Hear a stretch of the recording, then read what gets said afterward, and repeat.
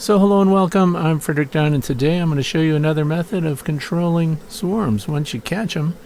This is called the queen catcher pipe, and it's plastic, and it's dirt cheap. How cheap is it? $1.49 each.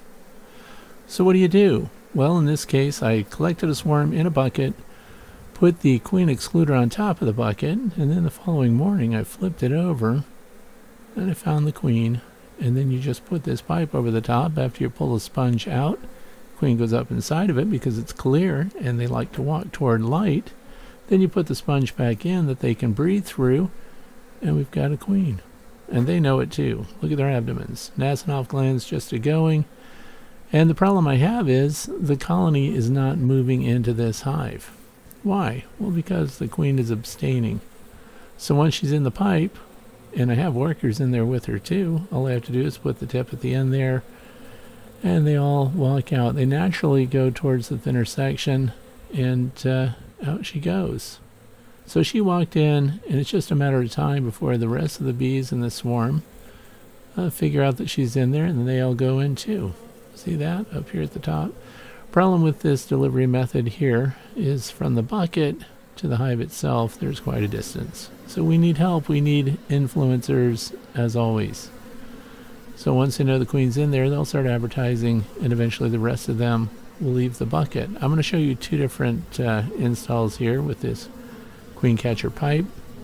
There is going to be a link down in the video description for it. If you want to get one, they come in packs of 6 because they're inexpensive. So $8.99 for a pack of 6. So there's a lot of bees still left in this bucket, but time is passing, pheromones are spreading. There's another reason I like to spread them out. Some people say, Fred, just dump them in. What are you waiting for? Well, first of all, if I just dumped them in, I wouldn't have found the queen. Second, what if there's more than one queen? Then I have options. You can put them in one of these queen catcher pipes, find another one, put her in the queen catcher pipe, set them side by side, see which one the bees go for, because these are not airtight. There's the vent here with the sponge, but also the thing is seamed together in a very loose way, so they're even smelling her right through there. So if there were another queen, I could catch her. I could catch multiples and have multiple pipes. You carry those right in your pocket. You don't want to set them out in the sunshine, of course. It's just like a little greenhouse there. And before you know it, once you've got her in go the rest of the bees. Now let's say they split up and half of them still won't go. Well, the half that won't go, chances are high there's another queen there. So you get another one of your little pipes out, you catch her, and you remove her. See what they do afterwards. But in this case, it turns out they just had one queen after all. So in they all went. This is a great way to get into a hive that they seem to be rejecting to, because they'll go where the queen's pheromone is. Here's another hive, and here's another queen. Same thing. I had the queen excluder over the top of the bucket that had the swarm in it. I let them accumulate up against the queen excluder. Then I gradually turned it over, and of course, up at the top underneath the queen excluder was this queen. So when you turn it over, it's easy to see. And then I move the queen excluder on the bucket still right up against the hive that I want them to go into, but I have options, right? What if I have enough colonies of bees? What if I don't want any more? Then I just take this queen and take her away altogether. You have to have workers because she has to be fed. And they'll take care of her. Maybe you come across a queenless colony.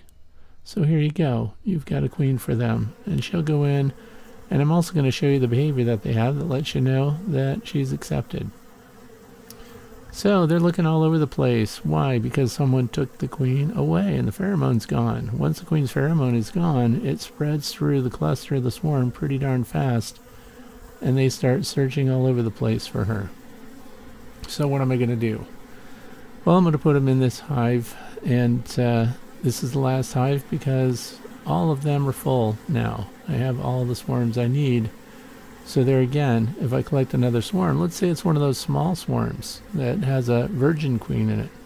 I can catch her with something like this queen catcher pipe, take her away altogether, and you know what they'll do? They'll go back to the hive they left from. That's right.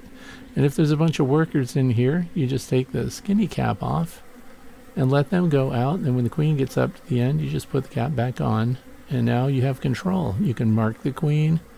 You have almost unlimited options. And you know what else? Does she look stressed? Not at all. In fact, she's holding down that nurse bee right there and making that nurse bee feed her because she's hungry. She's got a lot to do. So when they pass on resources, that's called trophallaxis, and she's being fed by a nurse bee right there. And she takes her time getting out of this tube. So there again, her foot looks like it's caught there. Not that big of a deal. And don't forget, you can also just pull that out. But she was okay. She freed herself. And now she's going into this hive. By the way, a lot of the bees did not want to go into this hive because there were some dead bees on the bottom piled up against the Apame queen, not queen excluder, but the entrance reducer. And so even the bees in spring that were trying to pull out the dead couldn't get them out because they were up against those little arched entrances, which are mouse guards. And so I went through with a coping saw and I cut off those arches now. That's why we have some dead bees laying around in the background. The bees are just now trying to get those cleaned out. And the queen will walk out. But here's another thing. While we're looking at this, let's say that there's another queen present and that you made a mistake. You thought it was a queenless colony, and you have to know before you release your queen if they're going to accept or reject her. So one of the signs that they're accepting her, of course, is that they come into this tube, like these workers, and instead of trying to sting the queen, they're feeding her. So that's a good sign. So then at the very end, of course, she's going to get a bunch of resources, and you can tell, look at the length of her abdomen. Her wings don't even cover half the length of her abdomen. I think that she's in production. I think we have ourselves a good queen here.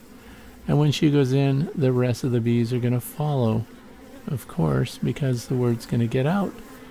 And it's likely that this colony is small. It's small anyway. It's dwindling. They weren't going to make it. So, something again to do with a swarm. Queenless colony, take it over with a swarm.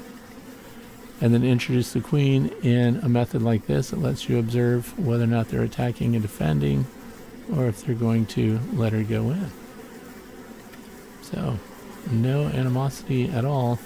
And once she goes in, the bucket's going to empty out. And of course, as before, I get the chance to see in the bucket, is there another queen?